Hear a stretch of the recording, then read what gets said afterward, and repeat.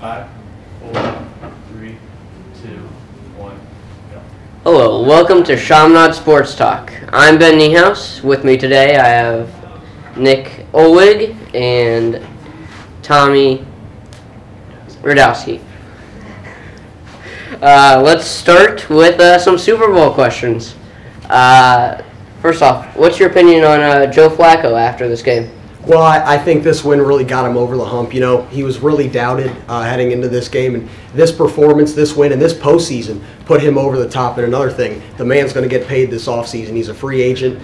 I look to him to get a max deal, a big contract. So it's big for the future, and he has now got that win to kind of silence the doubters. And from here, he can focus on being a leader and taking this team to even the next step. Nick? I agree completely with Tommy. At the beginning of the season, he said that he was the best quarterback in the league, and then he went out and proved it and won the Super Bowl. And then money motivates players a lot, and I do agree with Tommy that the Ravens organization will give him a big contract. And then he's won a playoff game in all 5 years that he's been in the league, and so next year will be his 6th year, and I expect him to continue that success. Okay, the big question here, Alex Smith, starter somewhere else, and if so, where? I don't think he has what it takes to be a starter. Here's why. I think San Francisco was the perfect situation for him. He's not a quarterback that can sling it around. He can't throw 50 times a game. He doesn't have elite arm strength. He does not have elite accuracy. He's the type of quarterback that needs a great defense. And again, San Francisco, they could rely on the running game. They could hand the ball off to Gore, and he could really he never had to win the game for that team. It was the defense that led. And so if he went elsewhere, I think there'd have to be an elite defense or just an elite group of talent around him. But I'm not sure he can go elsewhere and succeed as much as he could have in San Francisco. So the jury's still out on him, or at least I am. How about you, Nick? I disagree with Tommy. I do think that he's a starting quarterback, or should be in the NFL. For possible locations, Kansas City Chiefs, although they don't have a very good defense as shown this season, they do have very good offensive options in Jamal Charles and Dwayne Bowe. So I think that'll be a good compliment to support him around in that offense. Tommy, you have anything to add on? My only thing with Kansas City, that seems logical, but I think they're looking to bring in a young quarterback. Andy Reid, I think, is going to want to come in. He's not going to want to bring in a free agent. He wants a young quarterback, quite possibly through the draft. 2 teams I look for would be Arizona and Buffalo. Those are teams that certainly have needs at the quarterback. Ryan Fitzpatrick, solid in Buffalo, but some people still doubt him, and so maybe that's a spot. Arizona could be a spot. Kansas City, though, I think will look to bring in a young quarterback, maybe through the draft or second, third round, but definitely I think they're going to try to draft one, in my opinion. Buffalo's a very good choice, yes, Yeah. on that one. Okay. Nick, if you had to say one single player with the brightest future, who would it be? It's got to be Kaepernick. The man starts 10 starts, and he leads the team to a few plays short of a Super Bowl. He's got tremendous potential. He's got the running and throwing game that your teams are looking for, and QBs in the NFL nowadays. As I just said, he's versatile, so I think he can do it. The 49ers need to bring in some more options to support him, but I think he's got the brightest future. I agree with that. I love his moxie, too. He's got so much swagger. I'm going to give you a player I guarantee that you've never heard of. Kelechi Osemele. He's the starting left guard for the Baltimore Ravens. Drafted 2nd round, 60th overall at Iowa State. Came in very raw, a lot of natural ability. But a lot of people weren't sold on him because he just came in very raw, and he hadn't really played much organized football. Well, he wins the starting right tackle job for the Baltimore Ravens in training camp, starts all 16 games there. You know, they say the rookies hit the rookie wall about their 10 to 12 game, but he didn't, and that shows me durability. It shows me consistency. In the playoffs, he moves from right tackle to left guard when Ja Reed goes down for the Ravens at left guard, and plays left guard for a 4-game run. So he played 20 games as a rookie and just played tremendous all season long. So he's an offensive line player. If you like to watch that area, that I would certainly watch for numerous Pro Bowls in the future. Kelechi Osemele, remember that name. Okay, Nick. Who do you think the 49ers need this offseason? For their needs, like I said, they need a better vertical threat in the wide receiver spot for Kaepernick. Michael Crabtree did very well, and he showed his worth, but I still think they need maybe a guy like Mike Wallace of the Steelers to come out and go to San Fran to help them out, but for sure they need another wide receiver to take some pressure off Kaepernick in the running game and Crabtree. I'd agree with that. Just to elaborate off that, they need an elite receiver. They've got Crabtree. Vernon Davis is an elite tight end, but Greg Jennings is a free agent. That's a name that I would watch, and they could use him as an elite target for them. Mike Wallace is also a good name. They drafted A.J. Jenkins in the first round last year, but he was actually inactive most games, so maybe he can step up a little bit. But I think for them, it's an elite player at the receiver position. That's their number one need, in my opinion. Okay, Tommy, do you have how about for the Ravens? Well, I think with the Ravens, you look straight to middle linebacker. They've got just a great guy to try and replace.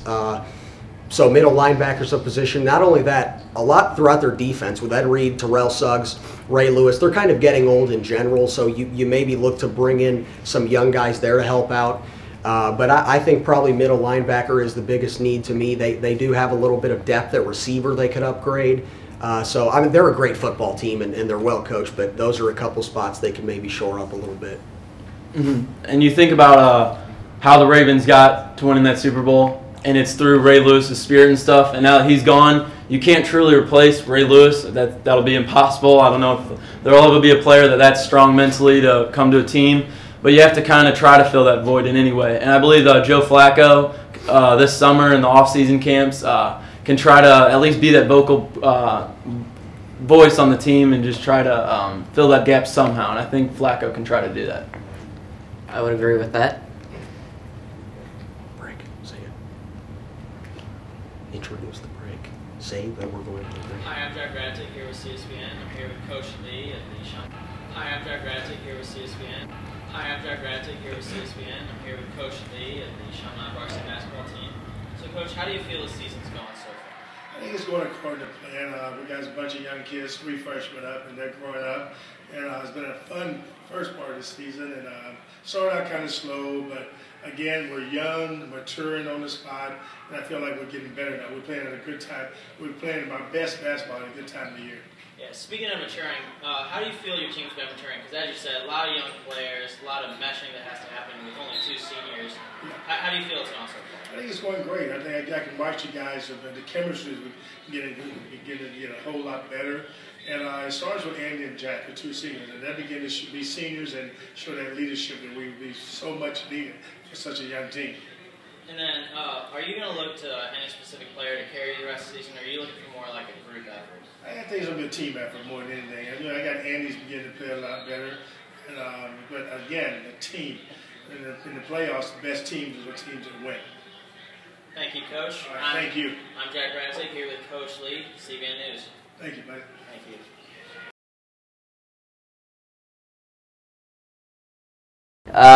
College basketball, top 5 teams. Well, my number 5 is Florida. And they could be higher, but I think they just lost Will You Get for the season, so I think that's going to hurt them big time, kind of a post player off the bench. I just think Billy Donovan's a terrific coach. He's proven in bringing in recruits, and his in-game recruiting's terrific. They got a lot of firepower with Patrick Young and Kenny Boyden, Mike Rosario. They've got a lot of just a lot of firepower, so they're my number 5. My number 4 is Gonzaga, and I really don't think this should surprise anyone. When you've got a post duo like Elias Harrison and Kelly Olynyk, an elite 7-footer in the country, you've got that duo inside, and then you've also got just a ridiculous shooter on the outside in Kevin Pangos, a guy who can stretch the floor. Mark Few, that's another guy who's a really great, underrated coach. And so, he's proven there in 12 years that he can get a great program going. My number 4 is Gonzaga. Number 3 is Indiana. And everyone wants to talk about Cody Zeller, but I absolutely love Victor Oladipo. He's kind of a glue, do-everything guy for them. Again, Zeller gets the attention, but Oladipo is the heart and soul of the team. And all 3 of their losses are really close, tough losses. Butler, Wisconsin, Illinois last night. They could have won all 3 games. They could be potentially undefeated right now, so they're my number 3. My number 2 is Duke, and a lot of people may disagree, but I still believe that this team is a team that can win a national championship. I think Seth Curry is an absolutely elite player. I love him and Plumlee. Another thing you got to remember about Duke, when they got blown out to Miami, Ryan Kelly was out of the lineup, a starting power forward, a big post player. He'll be coming back.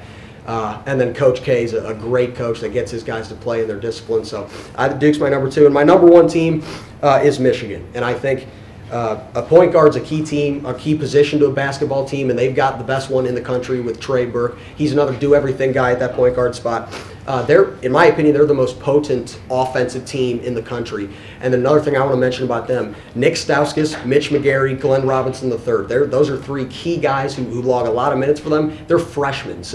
And Trey Burke's a sophomore. I mean, this is a team that is young but is only going to get better. So my number one team's Michigan. Nick? I agree with Tommy at number 5, Florida. Although the SEC is pretty weak this year compared to past seasons, they have been dominant. They just lost to Arkansas, so they're 8-1 now in conference play, but they've blown out teams other than Arkansas, basically. And then, so they just proved everything. As Tommy said again, Billy Donovan's a great coach. He's proved his worth. So I expect them to remain do very well throughout the season. Then I have Indiana. You have Cody Zeller, just an anchor down low. They proved their worth tremendously time and time again.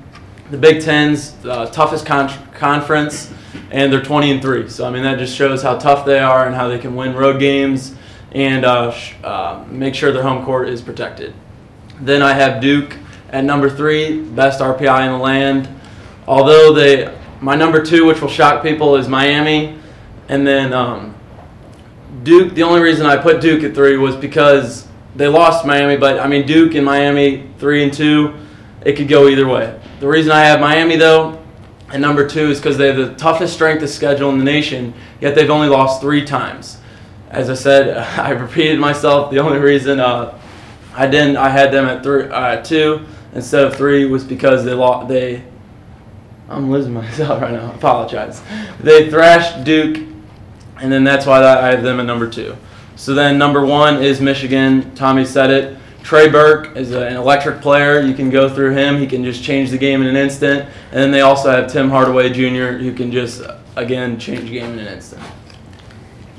Anything you have to? Yeah, just Miami, I think they're a very good team, and obviously their win against Duke was just eye-opening. I got to give my Missouri Valley some love. Indiana State, the 3rd best team in the Missouri Valley, beat Miami on a neutral court. I think Miami's a great team, and that's one game, and I'm not going to judge a team by one game. But it wasn't overtime, I believe. It wasn't overtime as well, yes, in the Diamond Head Classic back in December. Miami's good. I'm not sure they're there yet. They don't really have enough experience, and Jim Larrañaga, he's taken George Mason to a Final Four, but I haven't seen enough from them. But they are a good basketball team. That's the one thing I will say about Miami. So I certainly agree. They're the hottest team in college basketball. Undefeated in conference play. Just won at NC State, so that's my reason for putting them so high.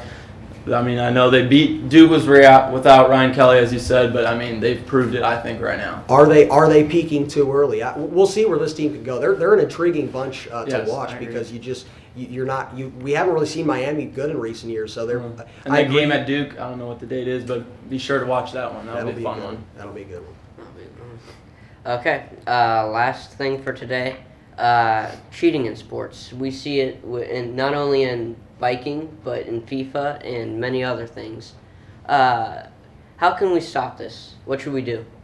I just think our culture is just everything has to be perfect. You always have to win. So sometimes when you see these guys do PEDs, although we want to crucify them and say they're horrible people, it's just you really don't know. We don't, as fans, don't know professional athletes' lives. So I mean, they're having to support their family, their family, there's tremendous, although they're making a lot of money, they have car payments, all that kind of stuff, and although that's their fault if they're buying big cars, they have a lot on their mind, and it's a hard business. The Giants were just cutting players, so I mean, sometimes it drives those players to cheat, so you really can't fault them. The only thing I would say to try to stop it would be, we have the technology to test it now for PEDs and stuff, so I believe the MLB and the NFL, if we have this technology, we need to start implementing it. We need new rules. The player associations need to stop crying and just let it be a clean, fair game and let this technology be instituted. Yeah, I'd agree. I wish the answer was just our athletes would be smarter and not really stupid like they are. I mean, there's just some dumb people out there. But anyway, I can't do anything about that. No one man's going to change that. But my big thing is maybe the punishment should be even steeper. I mean, let's start banning these guys for years, and if they come back and do it again, let's ban them for life. I mean, if our current punishments aren't enough, let's just send a further message. That's my only way of maybe trying to stop it. And don't let them win on technicalities like with the Ryan Braun case. he won on that technicality, and then now here's a list coming out that he took PEDs again. So, I mean, Sure. like you just said, if the punishments are very harsh, then the players won't do it. Sure. Yeah. I just, it's a shame what's happening, but I mean, let's start banning these guys for years if that's the only answer. So I wish they just stopped doing it. Really, it's kind of a sad world, but we can't change that. So just maybe the punishments would be a little stricter. Okay. Thank you for joining in on this week's Sports Talk. We'll see you next Friday. Thank you.